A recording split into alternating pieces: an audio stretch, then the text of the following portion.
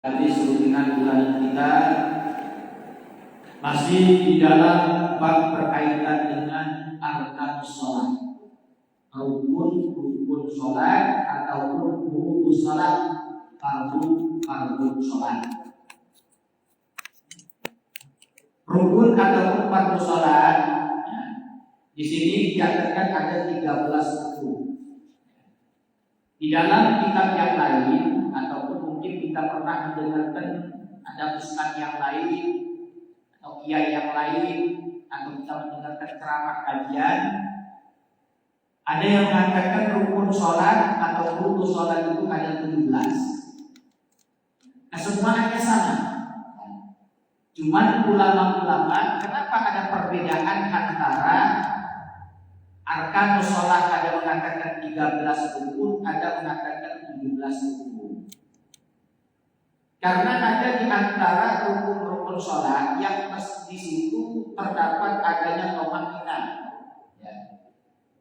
Jika kita rukun, maka dalam rukun itu ada 2 rukun. Pertama, rukun itu sendiri, kemudian tumaninah di dalam rukun. Nah, ada ulama mengatakan di situ digabungkan menjadi satu.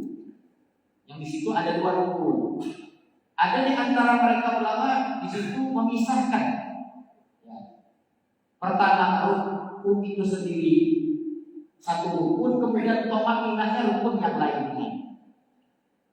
Yang tidak bangkit daripada rukun itu rukun, kemudian tumaninah di dalam yang tidak ini.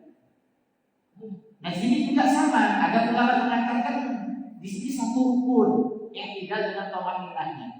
Sedangkan ulama lain mengatakan di situ ada tumaninahnya di satu rukun, kemudian yang tidaknya rukun yang lain.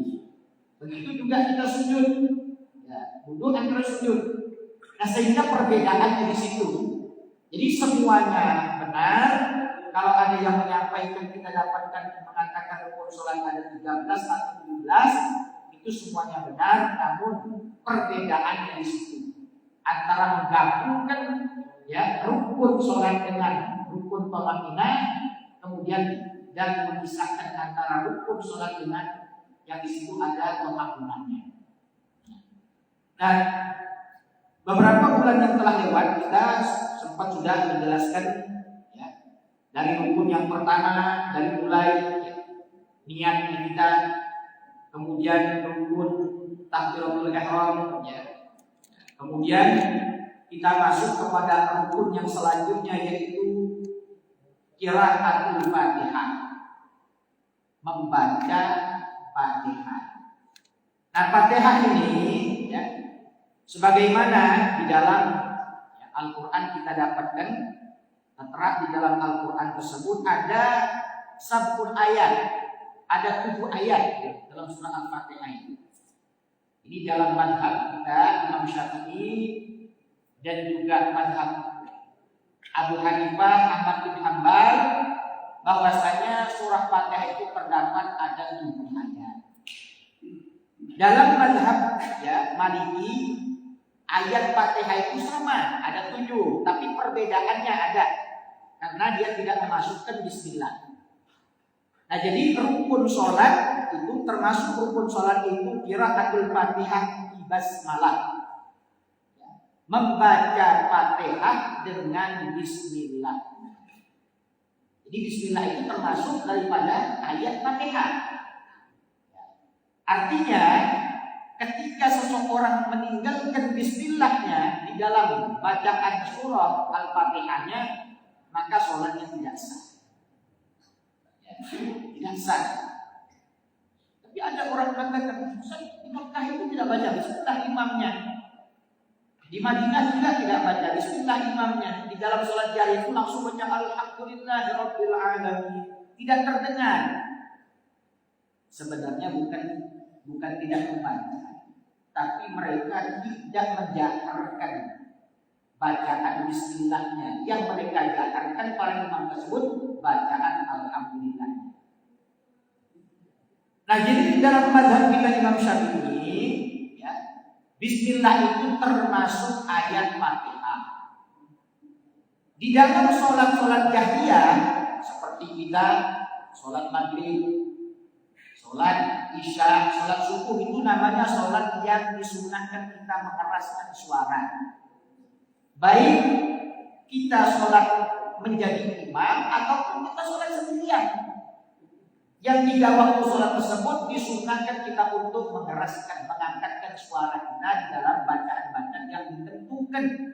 Disunahkan kita untuk mengeraskan suara. Ya. Fatihah, baca surah, ya. Baik kita tidak disunahkan. Nah di dalam mazhab kita Imam Syafi'i, maka disunahkan di dalam sholat-sholat yang jahriyah yang disunahkan kita mengeraskan suara. Ketika membacakan surah Al-Fatihah disunahkan mengeraskan suara dari awal ayat surah Al-Fatihah Bismillahirrahmanirrahim sampai waladhdallin. Sunnah mengeraskan suara.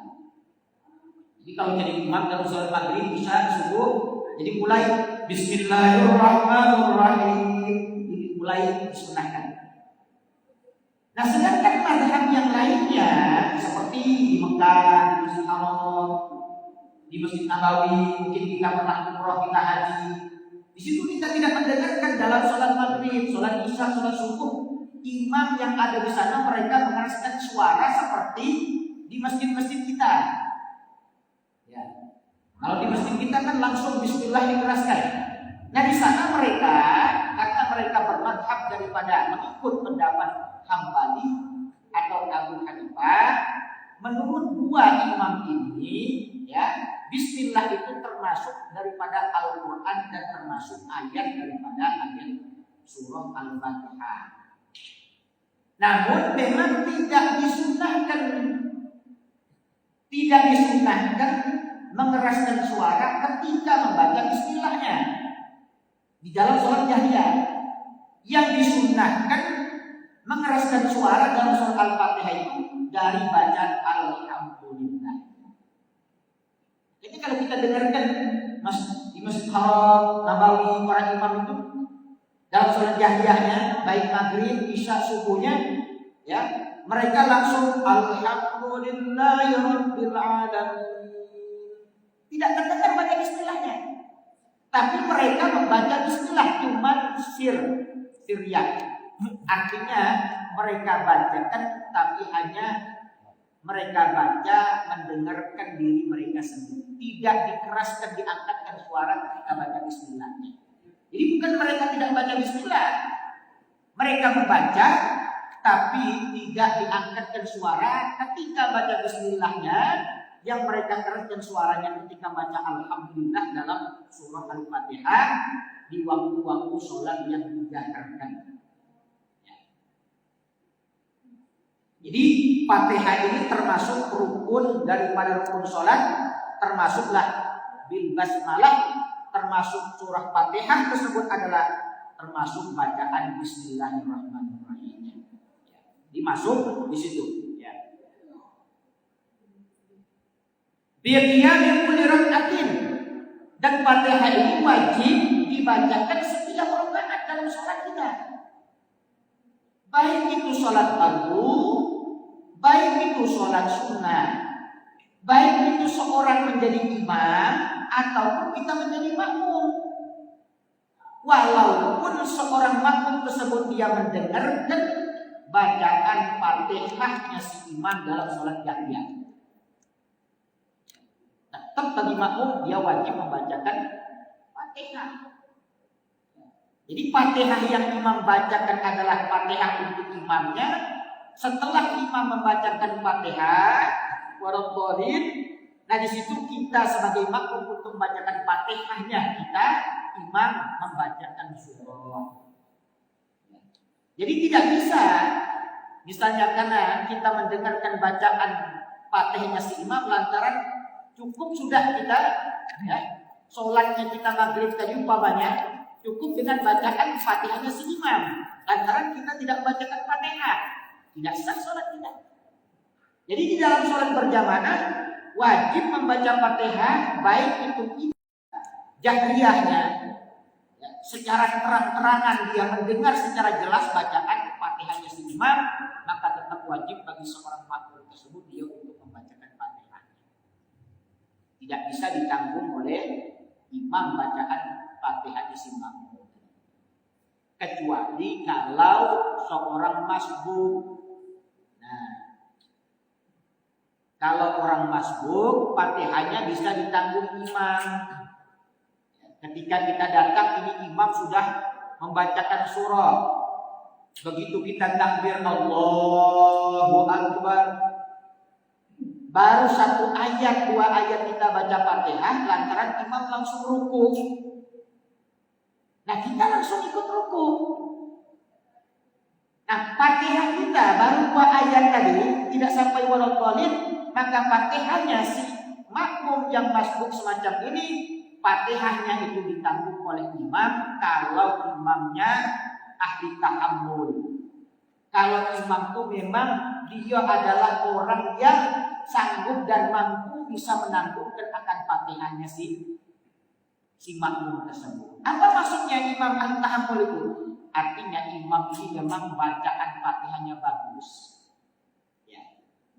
Sehingga imam ini bisa dikatakan dia bisa menanggungkan akan bacaan Fatihah daripada seorang makmum yang masbuk tadi, yang dia tidak selesai membacakan Fatihahnya. Karena kalau kita masbuk, kita selesaikan bacaan Fatihah kita lantaran imam sudah ruku, ya tidak, nah nanti kita tidak mendapatkan rakaat. Ya. Kita selesaikan bacaan Fatihah lantaran imam tadi ya tinggal kita baru ruku, berarti rakaat itu nantinya tidak terhitung rakaat buat kita. Jadi tidak perlu kita selesaikan bacaan Fatihah yang baru kita bacakan 2 ayat Fatihah, kemudian imam langsung ruku, maka kita ikut serta ruku sama imam. Nah, ketika kita dapat ruku dan thamaniyah bersama imam dalam rukunya, maka rakaat tersebut terhitunglah kita mendapatkan rakaat. Jadi kalau ini misalnya maghrib tadi baru rakaat pertama, salam imam tidak perlu kita tambahkan, ya, tidak perlu. Tapi kalau seandainya kita mempertahankan bacaan Fatihah tadi, kemudian imam ruku, kita tidak ruku menyelesaikan Fatihah, imam tidak baru kita ruku, maka untuk si makmum semacam ini dia tidak terhitung rakaat untuk dia. Ya. Jadi tidak perlu, ya, kita untuk menyelesaikan ya Fatihah itu, dan Fatihah itu akan ditanggungkan oleh imam yang memang dia ahli di dalam menanggungkan bacaan Fatihah si makmum tersebut. Ya. Kecuali kalau kitanya memang dari awal, ya, awal sholat sudah bersama imam, lantaran imam ini cepat baca surah dan surahnya pendek pula. Kita belum selesai membacakan Fatihah, tinggal 2 ayat lagi kita bacakan Fatihah. Tapi kita memang dari awal sholatnya, dari awal sholat sudah bersama imam. Tapi karena memang kita lambat baca Fatihahnya, pelan baca Fatihahnya, dan imamnya membacakan surahnya cepat, dan surah dibaca itu surah pendek, begitu imam ruku kita belum selesai baca Fatihah, masih tinggal 2 ayat, maka kita wajib untuk menyempurnakan, menyelesaikan bacaan Fatihah kita walaupun imam tadi sudah ruku. Pas ketika kita ruku, imamnya sudah ya tinggal dari rukunya, maka si makmum tersebut tetap dia terhitung mendapatkan rakaat. Jadi wajib bagi makmum yang dalam kondisi semacam ini dia menyelesaikan Fatihah. Tapi kalau si makmum tadi dia masbuk, maka dia harus menyesuaikan dengan apa yang dilakukan imam, walaupun Fatihahnya tidak selesai, ya. Maka Fatihahnya ditanggung oleh si imam tersebut, asal imamnya termasuk orang yang ahli di dalam menanggungkan bacaan Fatihah si makmum tersebut. Wal masbuku yata'ammaluha anhu al-imam.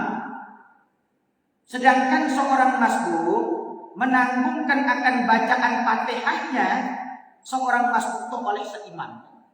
Kalau imamnya termasuk orang yang ahli di dalam menanggungkan bacaan Fatihah si makmum. Ya, artinya kok memang imam ini dia bagus dalam bacaannya. Ya. Makanya jadi imam itu harus kita lihat dulu, ya. Bukan suaranya saja yang bagus, tapi kalau dia tersalah dalam bacaannya, ya, kan jadi imam itu harus orangnya qori. Qori itu bukan berarti qori itu orang yang pinter ngaji berlagu-lagu, itu bukan suaranya bagus yang pinter berlagu-lagu, itu bukan. Qori itu artinya orang yang benar di dalam bacaan Fatihahnya. Ya.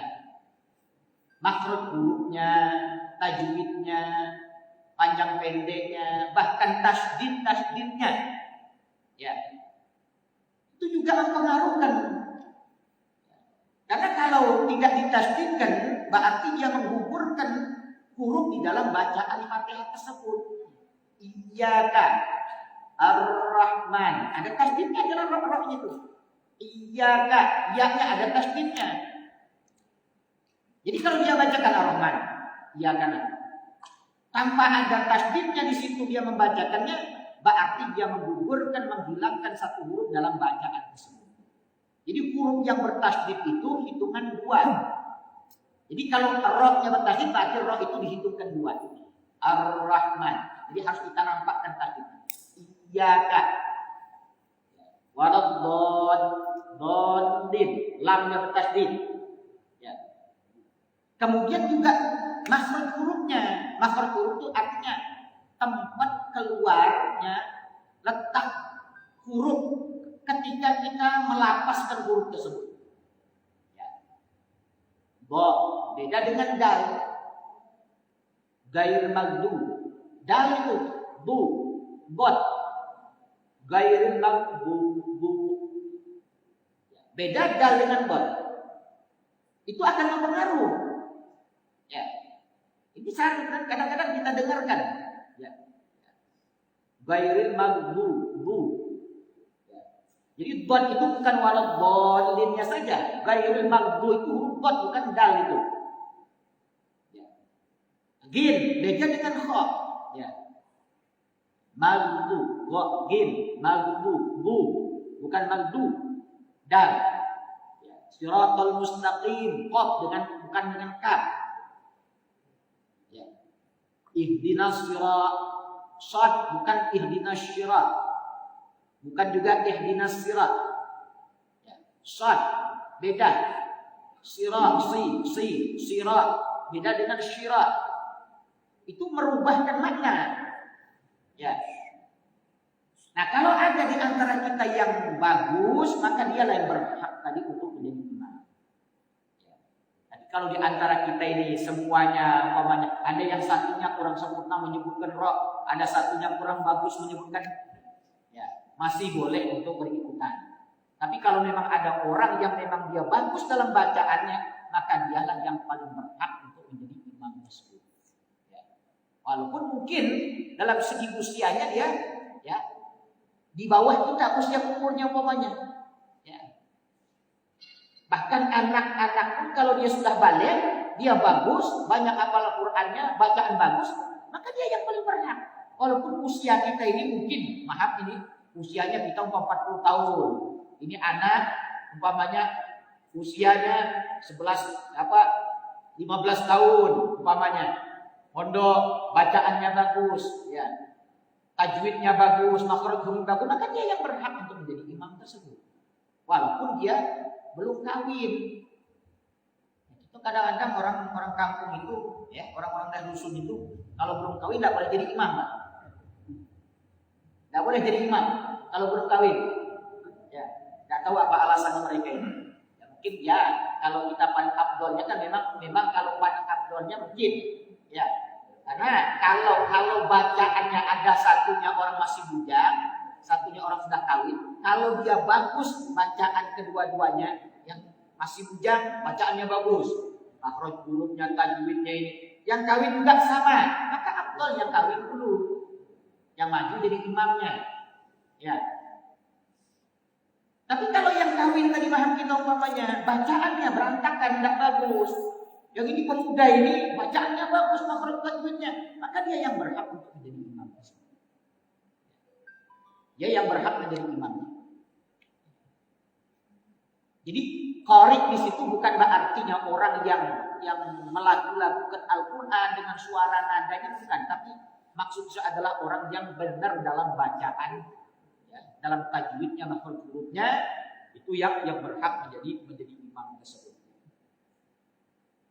In kana ahlan litahammuli, jika seorang imam tersebut dia ahli dalam tahammul, artinya menanggung akan bacaan Fatihahnya seorang makmum tersebut. Artinya memang bagus. Imam ini yang menjadi imam ini bacaan Fatihahnya bagus. Makhraj hurufnya, tajwidnya. Nah, sehingga masbuk, ya, yang tadinya dia tidak sempat menyelesaikan bacaan Fatihahnya, kemudian imam ruku, maka dia ikut ruku. Tidak usah menyelesaikan Fatihahnya. Nah, Fatihahnya yang kekurangan dari ayat Fatihah tersebut, maka imam yang akan menanggungkan bacaan Fatihah tersebut. Tapi kalau imamnya termasuk orang yang ahli di dalam menanggungkan bacaan Fatihah si imam itu. Bagaimana yang dimaksudkan imam yang ahli dalam menanggungkan? Bacaan imamnya memang bagus. Jadi imam ini bisa menanggungkan bacaan Fatihah daripada seorang masbuk. Nah, masbuk yang makmum masbuk semacam ini, yang dia memang tidak wajib membaca Fatihah tadi, kalau memang waktu untuk baca Fatihah tidak sempat lagi. Pas takbir Allahu Akbar, tidak sempat baca bismillah, imamnya ruku, maka dia ruku. Asal dia dapat ruku dan tomaknya sama imam, maka rakaat ini bagi si makmum yang masbuk terhitung rakaat untuk sholatnya. Walaupun dia tidak membacakan Fatihah. Fatihahnya ditanggung oleh imam tadi kalau dia beralih tahammul. Nah, yang makmum yang masbuk semacam ini yang dia boleh, ya, tidak membacakan Fatihah. Tapi kalau bukan masbuk, maka wajib bagi kita, ya, makmum tersebut untuk membacakan Fatihah walaupun kita mendengar dengan jelas, ya, dengan terang imam membacakan Fatihah yang keras, umpamanya kita mendengar, ya, maka tetap wajib kita untuk membacakan Fatihah setelah bacaan Fatihah seorang imam tersebut. Karena ada, Pak, di kota Palembang itu. Saya pernah beberapa tahun dulu ditanyakan. Karena ada dalam penyampaian materi, ya, dia dengarkan ada seorang, boleh dikatakan, ya, ustadz lah, yang mengatakan bahwasanya seorang makmum tersebut, ya, tidak perlu membacakan Fatihah, ya, di dalam sholat jahriyahnya, ya, di saat dia mendengarkan imam tersebut membacakan Fatihah. Misalnya sholat maghrib, sholat isya, sholat subuh, ya. Karena Fatihah imam itu dikeraskan, dijaharkan, maka seorang masbuk atau seorang makmum, ya, boleh dia tidak membacakan Fatihah. Sudah cukup untuk dia dengan cara dia mendengarkan bacaan Fatihah si imam. Nah, ini tidak boleh semacam ini. Kalau seorang makmum semacam ini, dia hanya mendengarkan bacaan Fatihah si imam, sementara dia tidak membacakan Fatihah setelah imam baca Fatihah, maka sholatnya tidak sah untuk si makmum tadi. Kenapa? Karena dia tidak membaca Fatihah. Dan wajib bagi seorang makmum tersebut dia untuk bacakan Fatihah walaupun dia mendengar secara jelas bacaan Fatihah seorang imam dalam sholat jahriyah. Maka wajib dia untuk membacakan Fatihah. Ya. Ini tidak bisa. Ya. Dia tetap wajib untuk membacakan Fatihah tersebut. Wa yajibu tartibul Fatihati wa muwalatiha. Dan wajib bertartib dalam bacaan Fatihah dan muwalat. Tartib artinya sesuai dengan urutan. Di Bismillahirrahmanirrahim, Alhamdulillahirabbil alamin, Arrahmanir Rahim sampai waladzallin, itu namanya tartib. Sesuai dengan urutan ayat. Sedangkan muwalat itu artinya tidak memisahkan bacaan Fatihah ayat Fatihah itu, ya, dengan waktu yang lama. Sekedar menarikkan napas membaca Fatihah. Ya, ada kan kadang-kadang imam mungkin napasnya pendek sehingga baca Fatihah itu ketika baca satu ayat itu berhenti, narikkan napas. Nah, itu jadi masalah. Tapi kalau dia sengaja kan Alhamdulillahirabbil alamin. Ar-Rahmanur Rahim. Lama berhentinya. Ini tidak mualat. Jadi mualat itu artinya tidak memisahkan antara bacaan ayat-ayat Fatihah itu berhenti dengan berhenti yang lama. Apalagi kalau beliau dengan ya dipisahkan dengan zikir-zikir yang lain, kecuali kalau seorang makmum ya ketika dia berikutan dengan imam tersebut, pas imam bacakan surah yang di situ ada sujud sejadah. Seorang makmum ini dia baca Fatihahnya baru 3 ayat. Si imam membacakan surah yang di situ ada surah yang dianjurkan untuk sujud sajadah. Sehingga begitu seorang makmum membacakan Fatihah baru 3 ayat, imam sujud sajadah. Artinya bacaan soal Fatihahnya makmum tadi kan terpisah. Ya, tidak boleh dia bacakan Fatihahnya ketika sujudnya. Ya, tidak bisa. Fatihah itu wajib dibacakan fil qiyam, qiraatin. Fil qiraatin.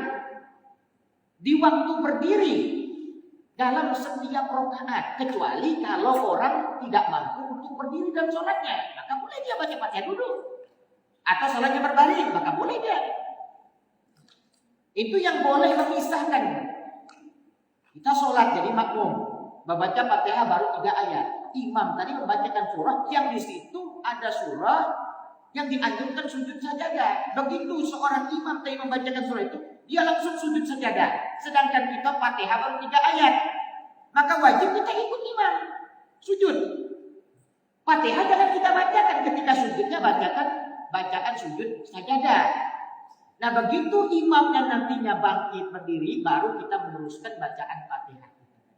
Nah ini jadi masalah. Terpisahnya adanya mualat di situ bagi Fatihahnya seorang makmum tersebut, karena perbuatan imamnya yang imamnya sujud sajadah, mesti seorang makmum harus ikut apa yang dilakukan oleh seorang imam. Tidak boleh dia menunggukan batal sholatnya. Jadi walaupun Fatihahnya terpisah, tidak mualat karena sebabnya dia mengikut sujud sajadah imam, bagi seorang bacaan Fatihahnya makmum tidak jadi masalah. Jadi begitunya imamnya berdiri, dia melanjutkan bacaan Fatihah ayat selanjutnya. Jadi wajib Fatihah tersebut bertartib dan mualat. Tartib artinya sesuai dengan urutan ayat Fatihahnya, sedangkan mualat itu tidak memisahkan antara ayat per ayat daripada bacaan Fatihah tersebut. Wa tajwidu hurufnya, dan tajwid huruf-hurufnya. Bacakan Fatihah. Bismillahirrahmanirrahim. Jangan bacakan bish atau bismillah. Sin beda dengan sa, beda dengan sya, beda dengan sa. Bis. Jadi tajwid hurufnya, panjang pendeknya juga harus kita perhatikan. Ya. Bismillahirrahmanirrahim. Alhamdulillah, jangan bacakan alhamdulillah. Ha beda dengan ha. Atau bacakan alham. Beda lagi makna dagingnya, daging dagingnya. Alham itu kan pujian bagi Allah. Ya. Maliki yaumiddin. Maliki yaumiddin itu boleh dipanjangkan mimnya, boleh tidak dipanjangkan. Boleh dua. Maliki yaumiddin atau maliki yaumiddin. Di dalam kitab fikih boleh. Ya. Jadi kalau di daerah ada kadang-kadang kita dapatkan imam ketika bacakan Fatihah pada ayat maliki yaumiddin itu ada sebagian dipendekkan mimnya. Kalau Al-Quran itu kan maliki yaumiddin. Ada yang bacakan maliki yaumiddin. Boleh memang dalam kitab fikih itu boleh. Yang tidak boleh itu malikin nas. Maka itu tidak boleh mimnya dipanjangkan. Jangan dibacakan malikin nas. Malikin nas. Qul a'udzu birabbin nas, malikin nas. Jangan bacakan malikin nas, salah. Tapi kalau Malik Yaumiddin boleh dibacakan dua. Malik Yaumidnya panjang, Malik Yaumiddin atau Malik Yaumiddin. Boleh dalam kitab ini. Bahkan ada mengatakan sunnah di rakaat kedua itu rakaat pertamanya misalnya kita bacakan Malik Yaumiddin, rakaat keduanya panjangkan Malik Yaumiddin. Ataupun rakaat pertamanya kita panjangkan mimnya Malik Yaumiddin, rakaat keduanya bacakan Malik Yaumiddin dengan memendekkan mimnya. Atau ya kita panjangkan sesuai dengan apa yang mat di dalam surah Al-Fatihah tersebut, Malik Yaumiddin. Jadi wajib itu tajwidnya, tajwid daripada huruf-hurufnya. Makanya ketika kita membaca Al-Quran, itu kita wajib mempelajarkan tentang ilmu tajwid. Ilmu tajwid itu wajib kita mempelajarkan ilmu tajwid itu fardu kifayah. Tapi mengamalkan tajwid di saat kita membacakan Al-Quran itu fardu ain. Jadi kalau satu kampung kita umpamanya tersebut tak sampai yang belajarkan ilmu tajwid Al-Quran berdosa kalau.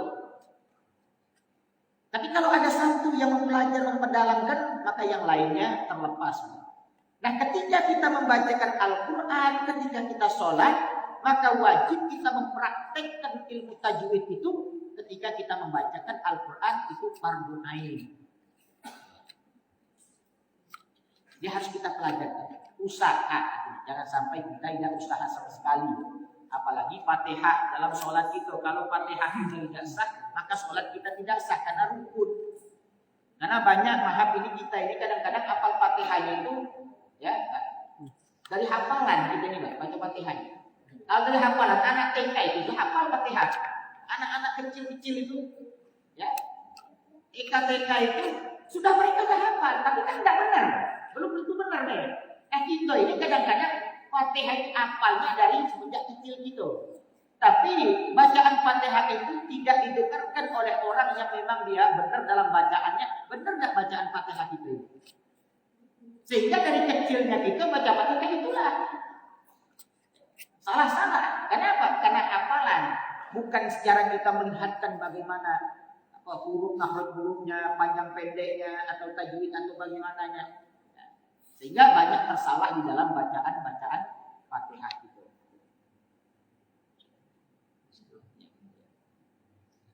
Ya mungkin sampai di sini dulu insyaallah karena berkaitan waktu. Ya insyaallah nanti pada pertemuan yang akan datang nanti kita lanjutkan. Mungkin sebelum kita tutup dengan doa ada pertanyaan kami silakan. Pada jemaah yang bertanya saya. Gimana?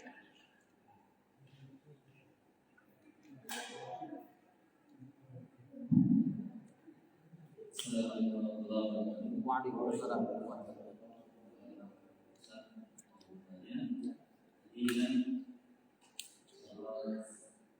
Yang masuk Ya.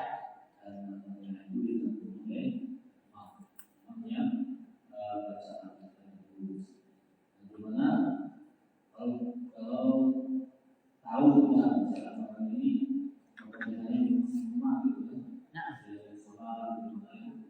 bagaimana masuk dari Iya. masuk dari mereka harus baik membaca atau bagaimana? Ya jadi kalau kita tahu memang bacaan apalagi di salat jahriyah ya, imam itu salah-salah bacaan artinya tidak sesuai dengan ilmu tajwidnya. Di dalam berikutan seorang makmum tidak boleh mengikut kepada imam yang dia tahu batal dalam sholatnya. Baik itu batal karena rukun fiqhiynya atau rukun qaulinya. Artinya ketika kita mengikut imam itu yang imam itu kita tahu bacaannya salah, Fatihahnya salah secara ilmu ini ya. Artinya bahwa bacaan Fatihahnya itu batal secara hukum. Bacaan Fatihah itu artinya qiraatnya. Nah kita secara hukum tidak boleh mengikutkan imam yang dia bacaannya salah tersebut. berimaman dengan, makanya di dalam ikutan itu seorang itu harus berimam dengan imamnya qori. Qori itu apa? Umi ikut kepada qori. Artinya umi itu orang yang bacaannya masih berantakan, belum benar artinya. Nah kalau orang yang qori yang baca bagus ikut kepada umi, maka tidak boleh. Yang sedangkan dia tahu. Ini dalam sholat jahriyah ini. Beda dengan sirriyah kata ulama. Nah kalau sirriyah karena kita tidak mendengar, ya, maka boleh masih berikutan. Tapi kalau jahriyah yang sifatnya kita mendengar, bacaan Fatihah si imam ini tersalah-salah, nah, secara hukumnya kita tidak boleh mengikut imam yang kita tahu secara hukumnya itu bacaan imam itu salah, batal dalam bacaannya, apalagi dia rukun. Nah ketika batal dalam rukun bacaannya, artinya sholat itu secara hukumnya tidak sah kita mengikut. Beda untuk dianya. Kalau memang untuk dianya dia sudah berusaha namanya untuk belajar, tapi ya bacaannya masih tersalah-salah, untuk dianya dimaafkan untuk dia selama dia masih tetap berusaha untuk membenar mempelajari daripada bacaannya. Tapi bagi kita yang mengikut ini, kita tahu bacaan itu salah dan itu membatalkan bacaan Fatihahnya. Secara hukumnya kita tidak boleh ikut berikutan dengan imam itu.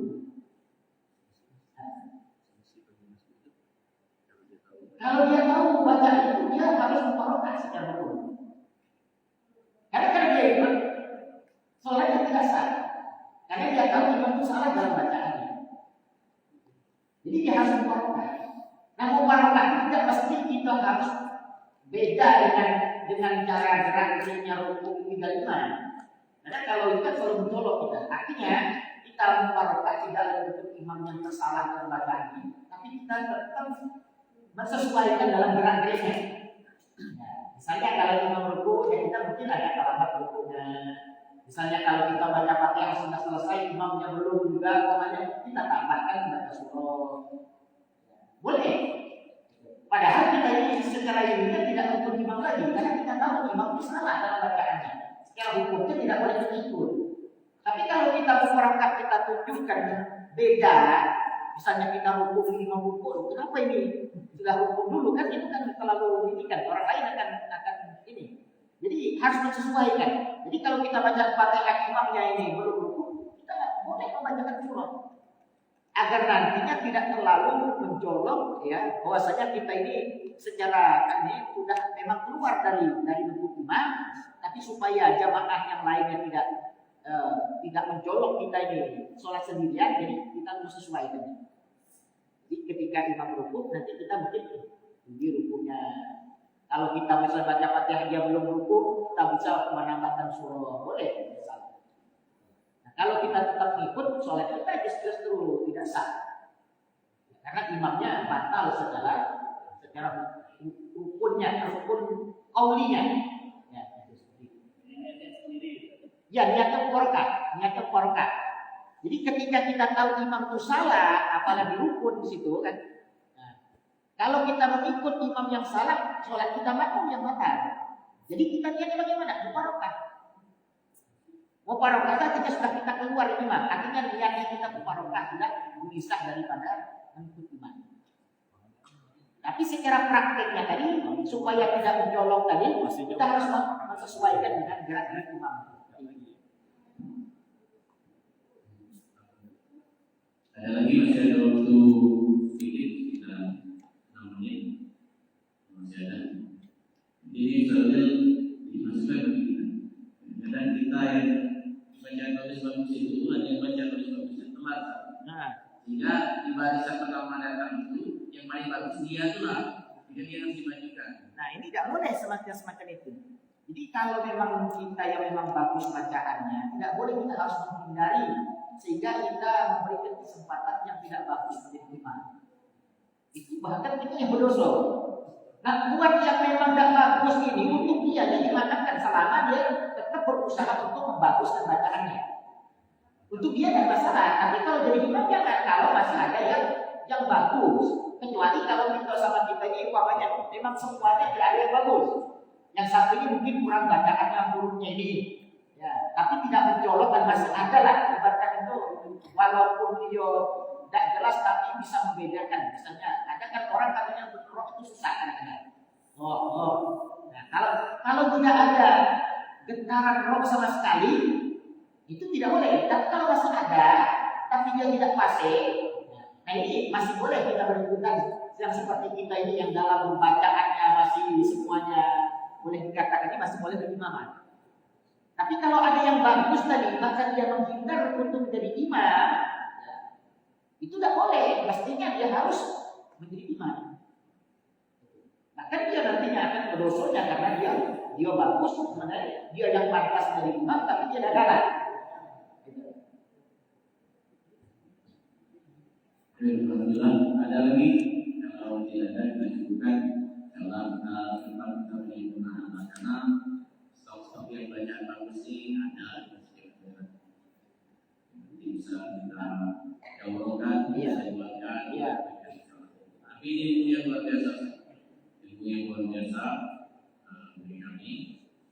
Kami pernah mendengar kata Ustaz Ali Hidayat, kalau kita makhluk itu karena hidayah Imam Salam baca Al-Fatihah kemudian baca surat itu terlalu singkat sehingga makmum itu baca Al-Fatihahnya hanya dapat 3 ayat. Maka kata saya itu cukup karena surat paling pendek dalam Al-Quran itu 3 ayat. Hanya apa yang kata Allah.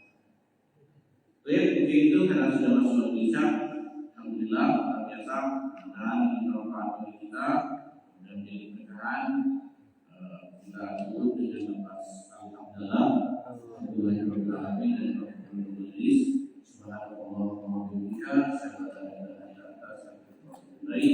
Assalamualaikum warahmatullahi wabarakatuh.